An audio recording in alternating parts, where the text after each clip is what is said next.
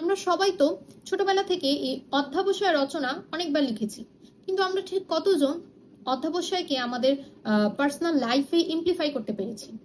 আমরা সবাই পড়ালেখায় কামব্যাক চাই, কিন্তু এই কামব্যাকটা আসলে আসবে কিভাবে? এই কামব্যাকটা আসবে কনসিস্টেন্সি এবং পার্সিভারেন্স অর্থাৎ অধ্যাবসায় দ্বারা। কনসিস্টেন্সি বা রেগুলারিটি এমন একটা জিনিস যে এটা শুধু যে তোমার পড়ালেখার ক্ষেত্রেই কাজে দিবে এমন না। যে কোনো কাজে তুমি যে কোনো গোল অর্জন করার ক্ষেত্রেই তোমাকে অবশ্যই কনসিস্টেন্ট হতে হবে। পাশাপাশি অধ্যবসায় জিনিসটা এমন যে তোমার আজকে কোনো কারণে পড়া হয়নি, পড়া কম হয়েছে বা পড়া একদম হয়নি, তুমি তখন মন খারাপ করে বসে আছো, বা তুমি হচ্ছে গিয়ে কোনো একটা পরীক্ষায় রেজাল্ট খারাপ হলো, এরপর থেকে তোমার পড়ায় মন বসছে না। এই জিনিসটাকে তুমি সলভ করতে পারো অধ্যবসায় দ্বারা। এটা কিভাবে? এখন অধ্যবসায় জিনিসটাকে তোমার লাইফের মধ্যে এভাবে তোমাকে ইমপ্লিফাই করতে হবে যে তোমার আজকে পরীক্ষা খারাপ হয়েছে, তোমার আজকে পড়া কম হয়েছে, তুমি কোনো না কোনো কারণে পড়ার মধ্যে ঢুকতে পারছো না। তোমাকে তোমার মাইন্ডকে এরকম ভাবে সেট করতে হবে যে তোমার নিজের লক্ষ্যকে অর্জন করতে হলে তোমাকে অবশ্যই এগিয়ে যেতে হবে। দেখো, সবার লাইফ কিন্তু সবসময় স্মুথ যায় এরকম না, সবার লাইফ সবসময় তাদের প্ল্যান ওয়াইজ যায় এরকম না। আমাদের জীবনে খারাপ সময় আসতেই পারে, আমাদের জীবনে আপস অ্যান্ড ডাউনস থাকতেই পারে। আমরা যদি সেই আপস অ্যান্ড ডাউনস ওভারকাম করে যাই, তখনই কিন্তু আমরা সাকসেস পেতে পারি। তো সেই সময়টায় তুমি কি করতে পারো? নাম্বার ওয়ান, তুমি মাইক্রো গোলস সেট করো। মাইক্রো গোলস জিনিসটা এমন, তোমার এখন খারাপ সময় যাচ্ছে, তুমি চাইলেই এখন অনেক কিছু করে ফেলতে পারবে এরকম না, কিন্তু তুমি এখন ছোট ছোট করে স্টেপ নিয়ে আগাতে পারো।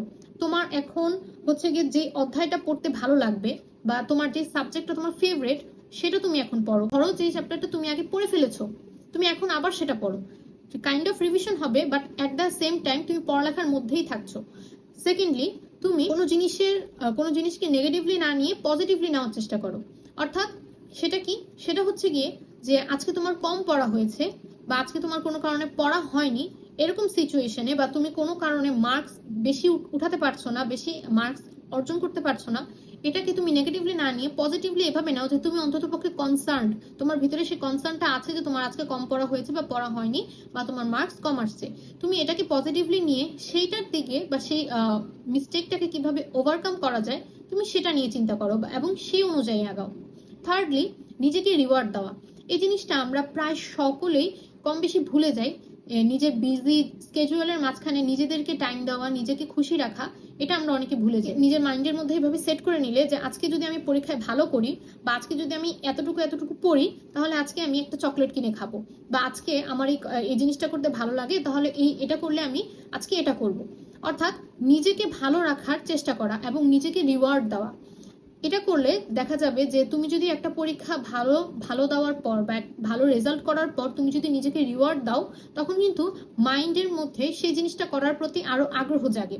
অর্থাৎ ছোট বাচ্চাদেরকে আমরা যেরকম হচ্ছে কি কোনো একটা ভালো কাজ করলে চকলেট দিই, আমাদের নিজেদেরকে হচ্ছে কি খারাপ সময়ে সেরকম ভাবে নিজেকে গুছিয়ে নিতে হবে। সবশেষে, লাইফে খারাপ সময় আসবেই, এটা স্বাভাবিক, কিন্তু সেই খারাপ সময়ের মধ্যেও তুমি তোমার সাকসেসের প্রতি, তোমার গোলের প্রতি এগিয়ে যাওয়াটাকে থামিয়ে দিলে চলবে না।